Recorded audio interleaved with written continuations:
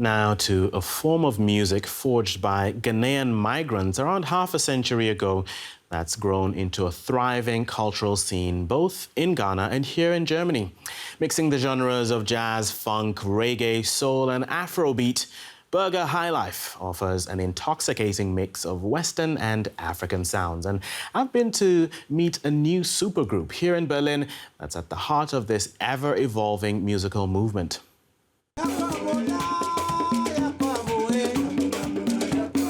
Living the high life in Berlin. Ghana style. Multiple generations of performers coming together in celebration of the West African country's culture and music. And we've been lucky enough to get a sneak preview of their distinctive Ghanaian sound at the band's rehearsal studio. Pat Thomas is one of the most well-known faces of the high life scene. Or put another way, he's a Ghanaian high life legend. High life's supposed to be the original because of the clips. Da, da, da, da, da, da. It gives everything, jazz, the funk and everything.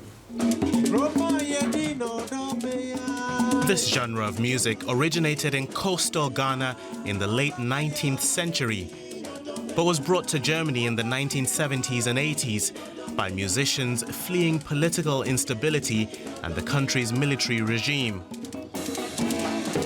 And now with access to new music and the latest instruments, they let their creative juices flow. Being in Berlin, being abroad, do you think that added anything to your sound compared to being in Ghana? Well, definitely.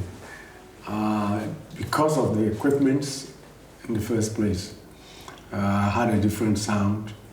Because by then, that was when these new equipments have come out, like synthesizers and, heavy keyboards, and so it gave a different kind of sound.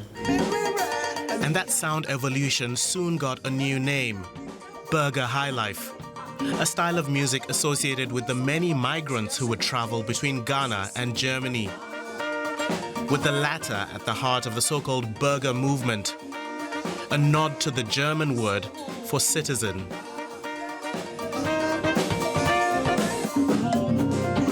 But singer Charles Amoah found that putting a band together wasn't always easy.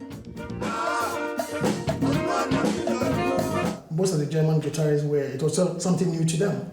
So trying to find them to get it was a problem. So I kept thinking and was wondering how it was going to work out. And what did that translate to with your audiences, both here and back home in Ghana? Surprisingly, anytime we play in Germany, some Ghanaians have friends, they have German friends and all that. Some of also my friends and all that. When they come, they can relate to the music easily.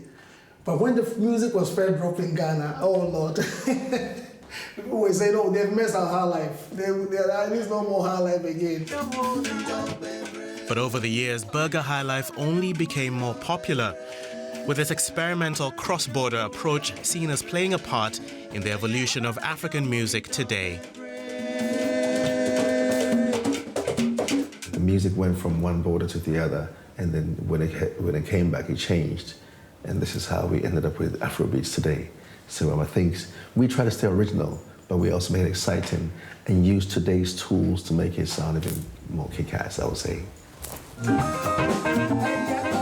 The band is now preparing to play gigs here in Germany and elsewhere in Europe, hoping to delight fans old and new with a modern twist on the classic Burger Highlife blend of sounds.